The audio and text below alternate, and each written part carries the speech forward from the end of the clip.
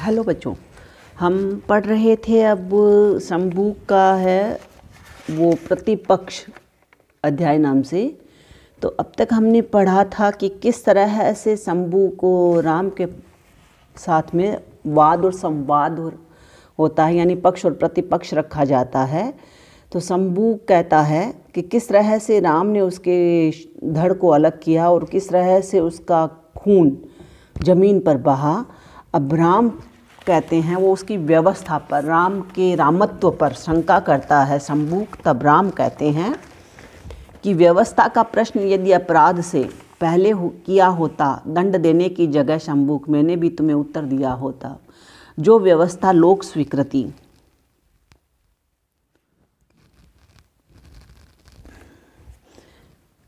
हाँ, जो व्यवस्था लोक स्वीकृति राज्य से सममान्य होती है वही हितकर है, वही सारी प्रजा को मान्य होती है।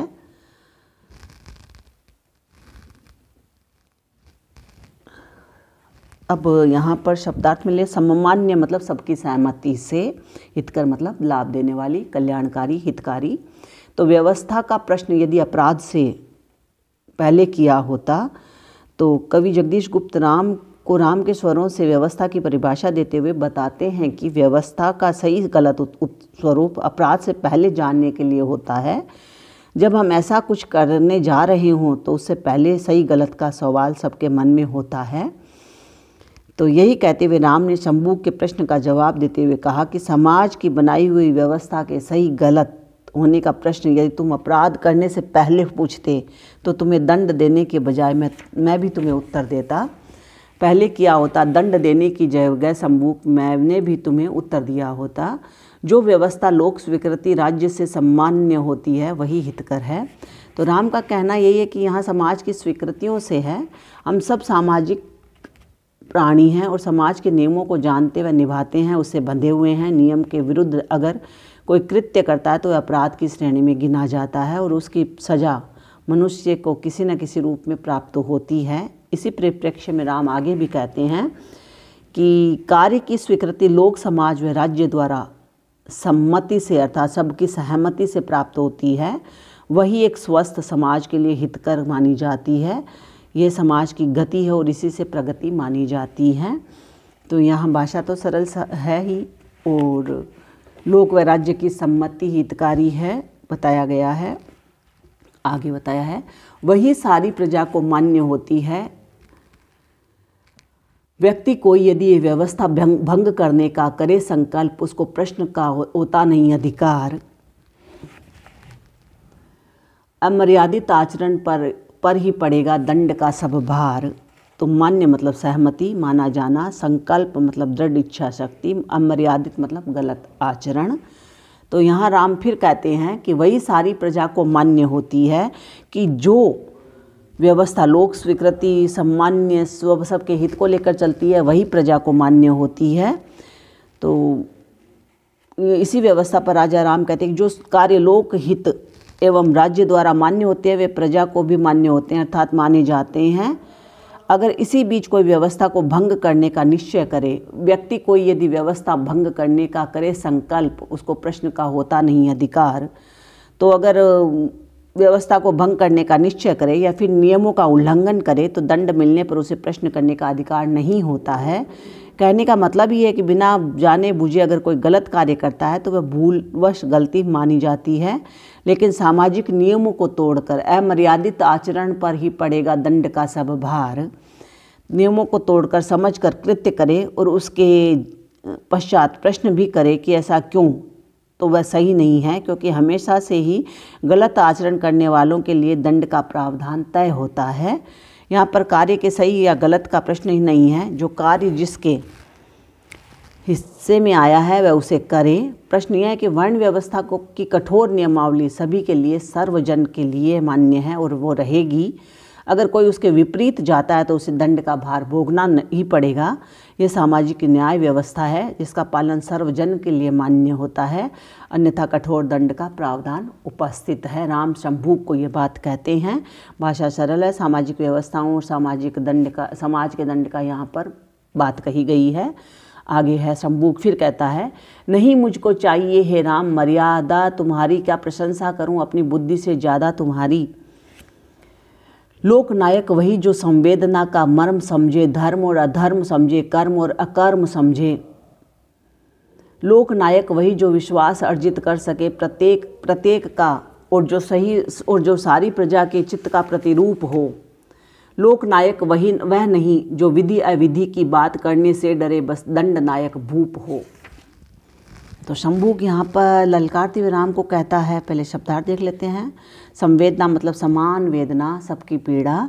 अर्जित मतलब पैदा करना, चित्त मतलब हृदय, प्रतिरूप प्रतिबिंब छाया, विधि भाग्य, दंड नायक दंड देने वाला नायक, भूप मतलब राजा या सम्राट। तो शंभूक कहता है, नहीं मुझे चाहिए हे राम। तो हे राम तुम मर्यादा की बात कर रहे हो। शंभूक कहता है, तो क्या प्रशंसा करूं मैं तुम्हारी मर्यादा की, अपनी बुद्धि से अधिक तो क्या प्रशंसा कर सकता हूं मैं। मर्यादा तुम्हारी क्या प्रशंसा करूं अपनी बुद्धि से ज़्यादा तुम्हारी। यहाँ पर शंभूक राम द्वारा सीता परित्याग, सीता अग्नि परीक्षा आदि प्रसंगों पर कटाक्ष करता है। वह कहता है कि लोकनायक वही है, लोकनायक वही जो संवेदना का मर्म समझे। लोकनायक वही है जो संवेदना का मर्म समझे, अर्थात संवेदना यानी समाज की पीड़ा के भाव को समझे। धर्म और अधर्म समझे, धर्म और अधर्म के बीच का क्या फ़र्क है वह जाने। कर्म और अकर्म समझे, और कर्म और अकर्म अर्थात अच्छे और बुरे कर्म के मध्य अंतर को पहचाने। लोकनायक वही जो विश्वास अर्जित कर सके। यहाँ शंभूक फिर कहता है कि लोक पर राज करने वाले राजा का कर्तव्य सही गलत की पहचान करना है। लोकनायक वही जो विश्वास अर्जित कर सके, न कि बंदी बंधाई लीक पर चलना। उसका कहने का मतलब लोकनायक वही है जो प्रत्येक प्रजा के हृदय में स्वयं के प्रति विश्वास पैदा कर सके। वह विश्वास जो समस्त प्रजा के हृदय का प्रतिरूप यानी प्रतिबिंब हो, जो अर्जित विश्वास अर्जित कर सके प्रत्येक का, और जो सारी प्रजा के चित्त का प्रतिरूप हो। और वो कैसा राजा होगी जो प्रत्येक प्रजा के हृदय में स्वयं के प्रति विश्वास पैदा कर सके, ऐसा तो हो ही, साथ ही वह विश्वास जो समस्त प्रजा के हृदय का प्रतिरूप यानी प्रतिबिंब हो। कहने का मतलब यही है कि जनता के हृदय का विश्वास ही राजा के हृदय का विश्वास है, जिसमें प्रजा का प्रत्येक व्यक्ति राजा के ऊपर विश्वास करे। लोकनायक वह नहीं जो विधि अविधि की बात करने से डरे, बस दंड नायक भूप हो। अब फिर शंभूक आगे कहता है कि वह लोकनायक नहीं हो सकता जो सिर्फ भाग्य विधाता द्वारा लिखित मानकर दंड देने वाला राजा हो। आगे शंभूक फिर कहता है कि राजा वह नहीं है जो भाग्य में लिखित अलिखित की बात करे। जो लोकनायक वह नहीं जो विधि अविधि लिखी, भाग्य में लिखी और न लिखी बातों को करे, बात करने से डरे, बस जो भाग्य भरोसे कार्य के सही गलत की विवेचना करे, जिसका स्वयं का कोई मंतव्य न हो, कोई दृष्टि न हो, बस दंड नायक भूप हो। जो सिर्फ भाग्य विधाता द्वारा लिखित मानकर दंड देने वाला राजा हो, वह लोकनायक नहीं हो सकता। स्वविवेक का उपयोग करने वाला लोकनायक कहलाता है। तो यहाँ पर भी भाषा तो सरल ही है। भाग्य विधाता लोकनायकों के गुणों का यहाँ पर शंभूक ने वर्णन किया है। राम फिर कहते हैं कि कहो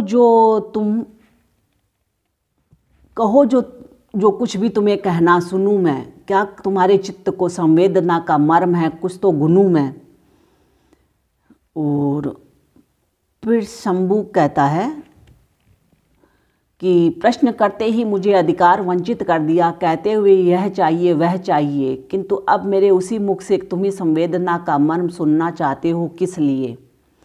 तो राम कहते हैं लोक मानस कर्म का औचित्य समझे इसलिए। तो यहाँ राम और शंभूक के बीच संवाद है। पहले हम राम का संवाद पढ़ेंगे। तो जब जैसे ही उसने कहा कि लोकनायक शंभूक ने किस तरह का होना चाहिए, तब राम उत्तर देते हैं, कहो जो कुछ भी तुम्हें कहना सुनूं मैं, क्या तुम्हारे चित्त को संवेदना का मर्म है, कुछ तो गुनूं मैं। तो जैसे ही उसने लोकनायक के आदर्श की बात कही, कार्य एवं गुणों की विवेचना की, तो राम उससे प्रश्न पूछते हैं कि कहो तुम्हें जो कुछ भी कहना हो, मैं तुम्हारी संवेदना का अर्थ, तुम्हारी पीड़ा का स्वर सुनना चाहता हूँ कि ऐसी कौन सी पीड़ा है जिसकी वजह से तुम प्रश्न कर रहे हो, मैं भी तो कुछ समझूं। और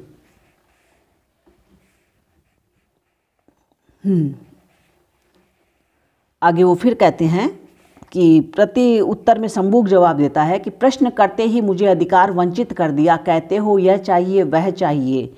शंभूक जवाब देता है कि जैसे ही मैंने प्रश्न किया था तुमने मेरा वध करके मुझे प्रश्न के अधिकार से वंचित कर दिया। क्या चाहिए, क्यों चाहिए जैसे प्रश्न तुमने शुरू कर दिए और मैंने सत्य बताया तो तुमने मेरा वध कर दिया। किंतु अब मेरे उसी मुख से तुम्हें संवेदना का मर्म सुनना चाहते हो, किस लिए?